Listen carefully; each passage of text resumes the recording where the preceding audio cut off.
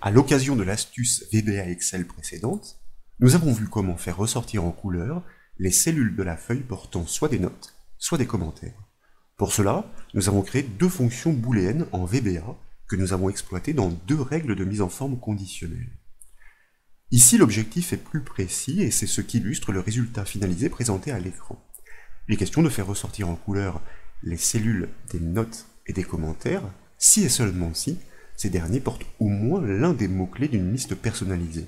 C'est la raison pour laquelle certaines cases, pourtant accompagnées de notes, comme celle-ci, ou encore de commentaires comme celle-ci, arborent une apparence totalement classique, sans mise en forme, car elles n'hébergent aucun des mots-clés cherchés.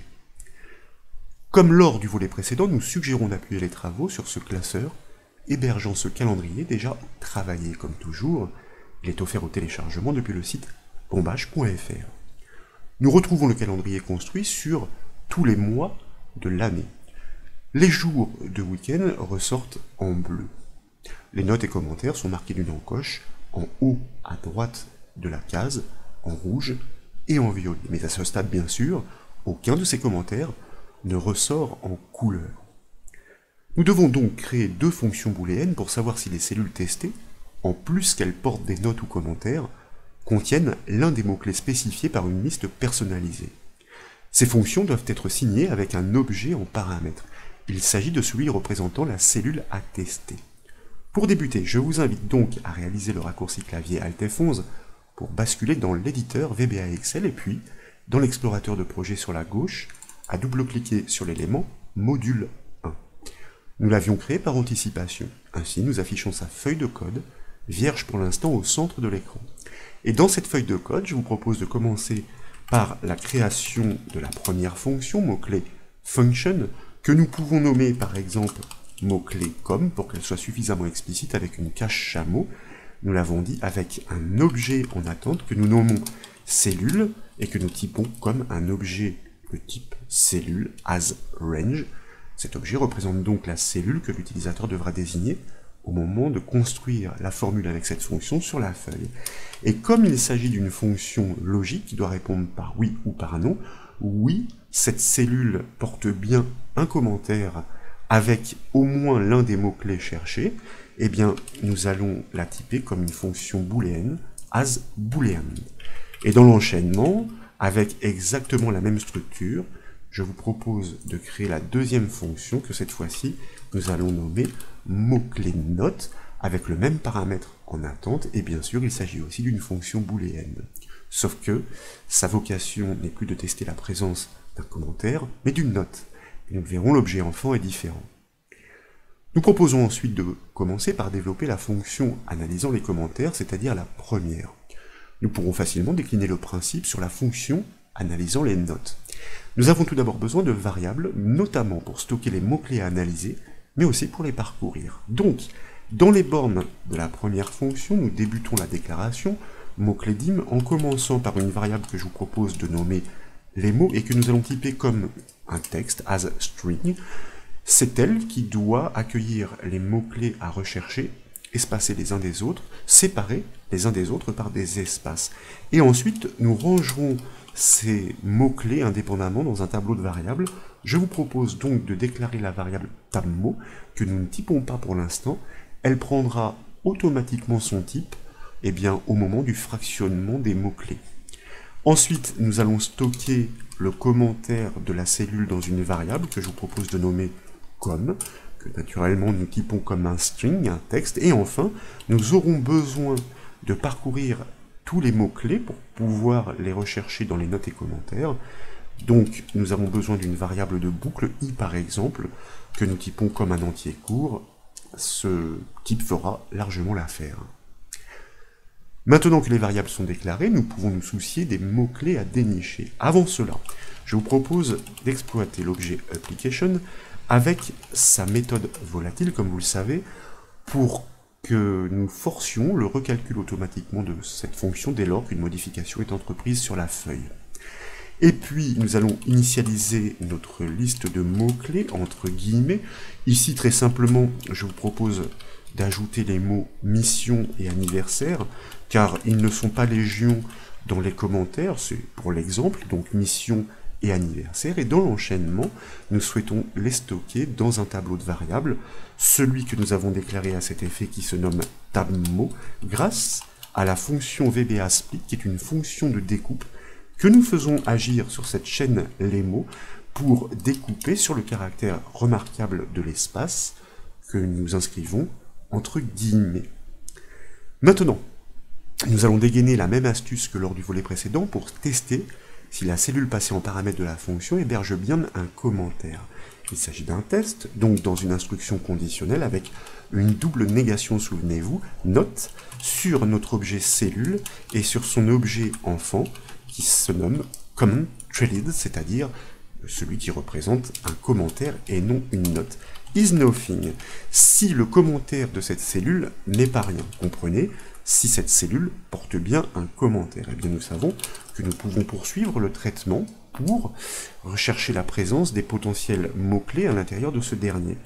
Tout d'abord, nous commençons par stocker le commentaire de cette cellule puisqu'il existe dans notre variable com grâce à sa propriété texte. Ensuite donc, si le commentaire existe, nous devons partir, nous l'avons dit, à la recherche de chaque mot-clé dans son texte. Et pour cela, nous devons les parcourir tour à tour grâce à une boucle, ça aussi nous l'avions annoncé. Donc nous engageons une boucle for sur notre variable i qui doit partir de la borne inférieure du tableau pour rejoindre la borne supérieure. La borne inférieure d'un tableau nous est renseignée par la fonction lboon pour laerboon à appliquer sur le tableau en question, tandis que pour rejoindre donc tout la borne supérieure, tandis que la borne supérieure nous est retournée par la fonction ubound à appliquer donc sur ce même tableau, et ainsi nous allons parcourir effectivement l'ensemble des mots-clés qui sont rangés dans ce tableau de variables. Nous n'oublions pas tout de suite de bien borner notre boucle next i. Ensuite, il convient de tester à chaque passage dans cette boucle la présence du mot-clé en cours d'analyse, donc c'est de nouveau une instruction conditionnelle. Nous allons exploiter la fonction instr instring pour savoir si le commentaire que nous passons en premier paramètre héberge bien le mot-clé en cours d'analyse renvoyé par la position i dans ce tableau de variables. Et vous savez que lorsque la fonction instr trouve l'élément qui lui est demandé, elle répond par une position, c'est-à-dire une valeur positive. Donc si elle répond par une valeur positive, nous savons que le mot-clé a été trouvé. Donc en plus que cette cellule qui est analysée par cette fonction porte un commentaire, nous le savons, nous savons aussi que ce commentaire héberge bien l'un des mots-clés spécifiés par la liste. Dans ces conditions, notre fonction booléenne doit répondre positivement par son propre nom, comme vous le savez, donc mot-clé comme, que nous affectons à la valeur true, et nous pouvons valider. Nous l'avons évoqué, pour tester les notes, le procédé est similaire. Mais ce n'est plus l'objet enfant comment_threaded que nous devons utiliser, c'est tout simplement l'objet enfant comment qui représente une note. Donc je vous propose de prélever l'intégralité du code que nous venons de concevoir pour le coller dans la fonction mot-clé note, afin de pouvoir procéder à quelques ajustements. En commençant ici par le premier test, nous souhaitons vérifier si la cellule ne porte pas un commentaire mais une note, représentée par l'objet enfant comment, auquel cas, donc si ce test est positif, nous souhaitons prélever le texte de cette note dans la variable com, et naturellement, si cette note contient bien l'un des mots-clés spécifiés, la fonction doit répondre positivement par son propre nom que nous adaptons. Il ne s'agit plus de mots-clés com, mais de mots-clés note. Il ne nous reste plus qu'à mettre en place ces fonctions dans des règles de mise en forme conditionnelle pour faire ressortir en couleur les cellules des notes et des commentaires, dans la mesure où elles hébergent au moins l'un des mots-clés cherchés. Pour cela, je vous propose de revenir bien sûr sur la feuille Excel, de sélectionner l'intégralité des cellules du calendrier. Il s'agit de la plage B4M34. Ensuite, dans la section style du ruban accueil, d'actionner le bouton mise en forme conditionnelle. En bas des propositions, de choisir l'option nouvelle règle. Dans la boîte de dialogue qui suit, de sélectionner le type utiliser une formule, car nous allons bâtir cette syntaxe. de cliquer dans la zone du dessous pour l'activer, et puis bien sûr, nous allons commencer par le mot-clé, le symbole égal, et ensuite nous allons appeler notre fonction mot-clé comme, donc tant qu'à faire en respectant la casse, à laquelle nous allons passer la première cellule de ce calendrier. L'analyse va porter sur toutes les cellules. Une mise en forme conditionnelle réagit de façon chronologique. C'est la raison pour laquelle nous lui demandons de débuter l'étude à partir de la première pour les passer ensuite toutes en revue tour à tour. Si cette fonction mot-clé comme, à chaque fois qu'elle va répondre positivement, elle va donc indiquer que la cellule en cours d'analyse sur ce calendrier porte bien un commentaire, et en plus que ce commentaire héberge bien au moins l'un des mots-clés cherchés. Dans ces conditions, nous devons la faire ressortir. C'est pourquoi nous cliquons sur le bouton Format. Dans l'onglet Remplissage, je vous propose d'appliquer un jaune pour le fond de la cellule. Nous revenons dans l'onglet Police avec un style gras et une police, un jaune foncé pour qu'il ressorte sur ce jaune plus clair de fond, et nous validons ces attributs par le bouton OK. Nous sommes ainsi de retour sur la première boîte de dialogue qui résume parfaitement l'apparence que revêtiront les cellules des commentaires abritant les mots-clés cherchés. Et si vous validez la création de cette règle par le bouton OK, vous constatez effectivement que quelques cellules avec commentaires surgissent dans ces couleurs, mais pas toutes. Celles n'hébergeant aucun mot de la liste demeurent vierges de mise en forme. Il s'agit donc d'un très bon procédé pour résumer un tableau dense et faire ressortir les éléments importants, sans devoir pointer sur chaque commentaire pour faire surgir leur contenu à analyser, cela va de soi.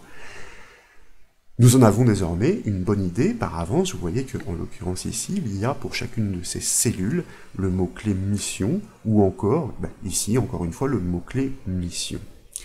Pour les notes, le principe est identique, et puisque notre plage est encore sélectionnée, je vous propose de procéder.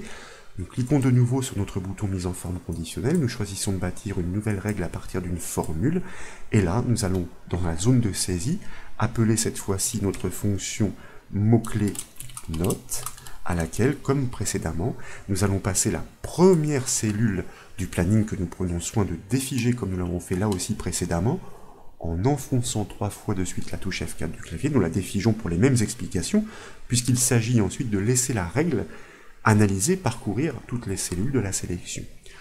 Lorsque cette fonction répond positivement, nous savons que la cellule en cours d'analyse porte une note et que cette note héberge bien au moins l'un des mots-clés. Nous cliquons donc sur le bouton Format. Dans l'onglet Remplissage, je vous propose de choisir un vert pâle. Et avec l'onglet Police, nous allons définir un style gras et une police dans un vert foncé pour qu'elle ressorte sur ce vert pâle.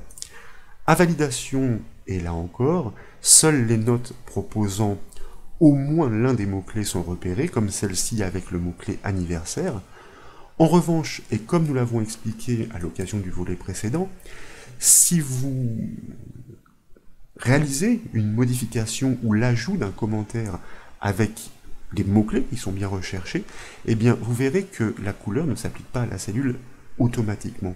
La modification du contenu des cellules qui induit le recalcul des formules de la feuille est la seule ou le seul événement qui va forcer, si vous voulez, cette méthode volatile de recalcul. Alors que, l'ajout, la modification d'un commentaire à proprement parler n'est pas considéré comme une action de modification sur une cellule. Illustration ici, nous pourrions ajouter un commentaire, voyez-vous, avec le mot-clé mission une fois encore, nous le validons. À validation, la couleur, comme nous l'annoncions, n'est pas appliquée. En revanche, si vous enfoncez la touche F9 du clavier ou que vous réalisez une modification ou simulation de modification dans une cellule, vous voyez que les couleurs, effectivement, cette fois-ci, s'actualisent parfaitement.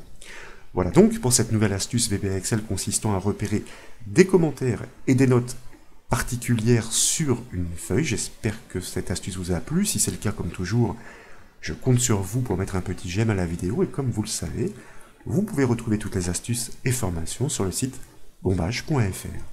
Je vous remercie.